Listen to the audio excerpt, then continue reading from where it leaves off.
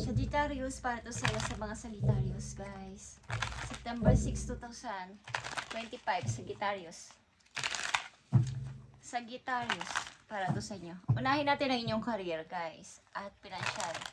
Okay, tingnan natin kung ano ang message sa inyo today, September 6. Sa inyong career at sa inyong finances. Okay.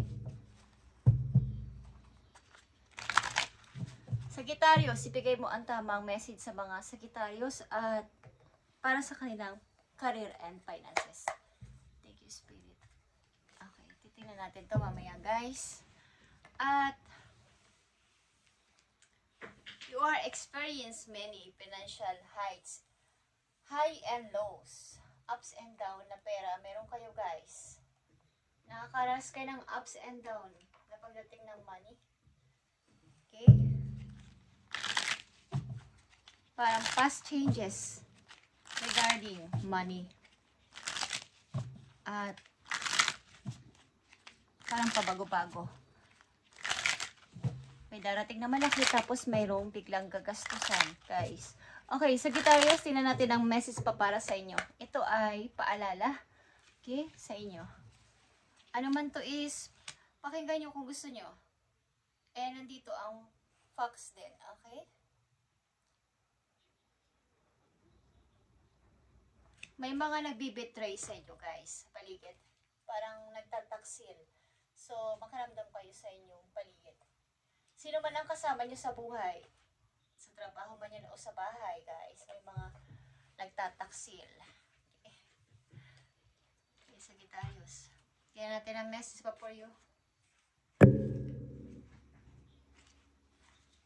Tatlong message lang dito, guys, para kayo ay may guide. Para sa mga Sagittarius, September ang date ngayon, guys. At kung bukas na ito ma-download is wala tayong magagawa dahil mahina ang wifi. Okay, Sagittarius, this is for you. Tatlong message dito for you. Ito man ay nakaraan nyo na o sa kasalukuyan nyo. Titignan natin ang sitwasyon nyo, guys. Okay, kayo ay nag-iipon ng money para sa future. At ito ay parang sikreto. Pasikreto nyong iniipon o hindi nyo sinasabi kahit kanino. Okay, so tingnan natin ang inyong finances and career sa mga Sagittarius. The reveal. Okay, the reveal is here. This is consider being a system buster, entrepreneur, negosyante, or teaching a better way. Parang tagapag-advise kung saan maganda, saan yung tama. Okay? Kayo ay maaaring may posibilidad na pwedeng maging advisor ng mga taong malalapit sa inyong buhay. Yung mga nangangailangan ng advice, yung parang naliligaw ng landas, pwede kayong kumbaga, yun ang inyong line na pwede nyo rin pagkakitaan sa darating na panahon. Okay? O sa kayong negosyante o magiging negosyante. Okay? Yung mga limiting beliefs ang nagpapablock sa iyong kaperahan. Limiting beliefs, Sagittarius, yung baka o kaya ay takot ako. Okay? Baka hindi ako magtagumpay. Mga pagdududa, yung mga pag-limit sa inyong paniniwala. Sa halip na ipagpatuloy ninyo ay nililimitahan ninyo ang inyong kakayanan o natatakot kayo. Yun yung nakakapagpablock sa inyong pera pagdating ng money. Kumbaga, binablock nyo na hindi pa nga nangyayari o hindi nyo pa nasusubukan ay hinahadlangan nyo na. Hindi pa natatry is baka hindi matuloy, baka hindi ako magtagumpay, baka matalo ako. Mas maganda na yung subukan mo na bago masabi na hindi talaga nagtagumpay. At kung hindi nagtagumpay, may experience ka dun, bakit ka hindi nagtagumpay, bakit ka hindi nanalo doon. So, may experience ka na para ma-improve yun. Okay, Sagittarius, at huwag mo limitahan ang iyong paniniwala. Yun ang nagpapablock sa iyong pag-angat sa buhay. Kaya nandito ang ups and down na pagdating ng money. Okay, at maaaring yung sitwasyon, guys, kayo ay in love sa isang person na malayo sa inyo. Ito ay the world Maybe pareho kayo nasa travel o pareho kayong nasa malayong lugar. In love kayong dalawa, guys. At nandito ang death. Okay, may mga gusto kayong iwanan, may mga gusto kayong baguhin, may mga gusto kayong baguhin sa iyong mga paniniwala at mga routine sa buhay. At maaring literal din kayong nawala ng mahal sa buhay. Guys, ilan sa inyo? At andito ang hangman. Okay? Pagka-stuck sa isang sitwasyon, Sagittarius, na pinipilit mo munang huwag magsalita at huwag munang parang sumusunod ka muna sa agos ng sitwasyon sa iyong paligid. Sa inyong sitwasyon sa trabaho, sitwasyon sa family, at sitwasyon sa inyong kapaligiran, sa community. Parang ayaw nyo mag-decide, ayaw nyo magsalita at nakikiramdam kayo. Pero alam nyo kung sino ang tama, kung sino ang mali, at alam nyo kung anong ginagawa ng lahat sa paligid ninyo. Hindi lang kayo nagsasalita pa. Okay?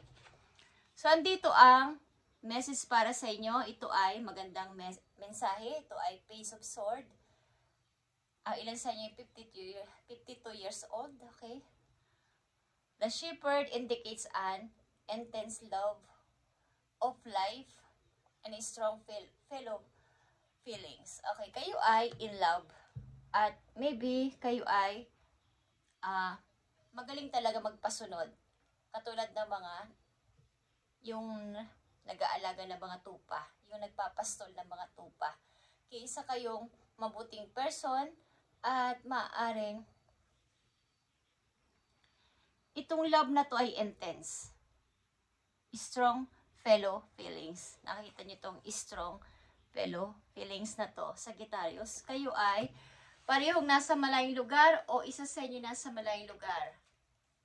Yan ang inyong love life. Okay. Sagittarius, at maaring in the near future kayo magiging negosyante o gusto nyo maging negosyante. At huwag mo limitahan ang mga pinaniniwalaan mo. Alam mo sa sarili mong iyong kakayanan at huwag mo itong limitahan. Isa kang matalinong person at kaya mong tumayo sa sarili mong mga paa. Kapag hindi mo kailangan ng minsan ng tulong ng iba para gawin ito, gawin yan. Ang kailangan lang ay huwag kang magduda sa iyong kakayanan at huwag mo limitahan ang iyong mga prinsipyo. Okay. Sagittarius, ito pa ang magandang message for you. Ito man ay paalala sa inyo o message na maganda para sa inyong future.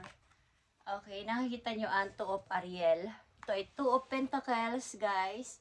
Ito ay pagja-juggling sa two situation, two jobs, or two lovers. Alin man dito? But ito ay money or job. Okay, it's important to have balance, Sagittarius, working multiple jobs or projects at once, making work fun. Kung kayo ay may isa, dalawa, tatlo pang trabahong ginagawa everyday, ay bigyan nyo to ng balanse para hindi kayo masyadong mapagod, hindi kayo, kumbaga ginagawa mo to dahil ikaw ay masaya, ginagawa mo to dahil ito yung gusto mo, hindi yung ginagawa mo dahil ito ay responsibilidad at kailangan. Kailangan ginagawa mo to ay taos sa puso mo to. So, ilan sa inyo dito ay namimili? Pagpapatuloy ko pa po itong isang trabaho ko o papalitan ko na or dito na lang ako. May ginagawa kayong pag-iisip-isip, Sagittarius, sa inyong kasalukuyan. At mga paparating sa inyong message, guys. Tungkol man ito sa inyong love life o tungkol man sa inyong career. Paparating ito ng message, maring bukas, sa susunod na linggo o sa susunod na mga buwan sa inyong buhay. Okay, Sagittarius? Tatlong mahalagang message sa paparating sa mga Sagittarius na dapat nilang malaman para magkaroon sila ng guide. Thank you, Spirit. Kayo in love sa isang taong ito ay intense na feelings ng dalawang taong nagmamahalan, guys. Okay, paparating na message sa inyo. Ito ang 9 of Wands. Ito ay inyong energy, Sagittarius. Huwag kayong matakot. Huwag nyo limitahan ang inyong kakayanan. This is, ito rin ay pagiging tahimik lang. Hindi pagsasalita. Kahit na may alam, kahit na kaya naman, is pananatiling tahimik lang. But, nag-iisip. Okay. Malalim na pag-iisip. At nandito ang the Tower. Okay. Ito din ay pagbabala-balanse para hindi mag-explode o hindi ito masira, hindi ito kumbaga, katulad itong bato na to, paano to salansanin para itong pagbabalanse o alin ang dapat na unahin, alin dapat na pinaka sa ibabaw. Okay, huwag magmadali. Okay, something na baka ito pag nasa kalagitnaan pa lang ay bigla na lang ulit-ulit na ang mangyayari.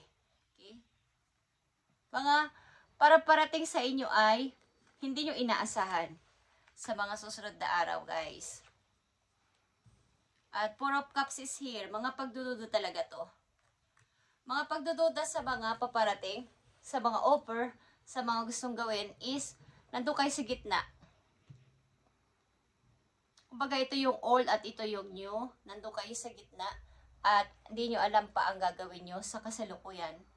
Parang pagpamatsyag pa, pag-iisip pa, at pagsunod muna sa agos ng sitwasyon. Okay? Sagittarius, ito ang mahalagang message pa for you. Isa na lang ang mahalagang message for you, Sagittarius. Ngayong September 6, 2025. Namimili ka sa dalawang trabaho, maybe. Kung alin ang pinakamahalaga. Pero, in the near future, maaaring mag-isip kayo maging, kumbaga magnegosyo. At doon kayo nababagay. Okay? Magnegosyo. Ito yung inyong linya. Kaya ay advisor. Okay, Sagittarius, tingnan natin ang mahalagang message for you. Okay, andito ang revert at andito ang death. Katulad na sinabi ko, may gusto kayong baguhin, umpisahan ulit, learn from the mistake and begin anew. Okay. Matuto sa mga pagkakamali sa mga unang taon nyo, mga taon-taon sa buhay nyo, at mag-umpisa ulit ng bago. Okay, Sagittarius, ano naman ang mga naging mistake nyo sa nakaraan? Pag-ibig man yan o sa trabaho o sa inyong everyday na ginagawa is learn from the mistakes and begin anew. Walang masama kung mag-try. Pag hindi nagtagumpay is okay lang yan because makakakuha kayo doon ng experience. At sa susunod, magiging matalino at magiging magaling na kayo sapagkat the more na ang isang tao ay nami-mistake, natututo siya doon. May mga tao kasing nami-mistake ng paulit-ulit, walang natututunan. O may kantang di na natuto. Totoo yan. Yung paulit-ulit, same situation, paulit-ulit, at walang pagbabago. Ang mga Sagittarius na nandito ay maaaring may aral kayong nakuha sa nakaraan at gusto nyo nang itama sa kasalukuyan para sa future nyo ay maging parang may pagmamalaki nyo na ito yung naging decision ko na ako ay nagtagumpay. Thank you, Sagittarius, at ito yung reading today, September 6, 2025. Para to sa mga Sagittarius sa ganito ang sitwasyon at maaaring namimili kayo sa dalawang trabaho at sa pag-ibig nyo kayo ay in love sa isa't isa. Ito ay intense na relasyon, strong feelings ito. Okay. Thank you, Sagittarius, and God bless.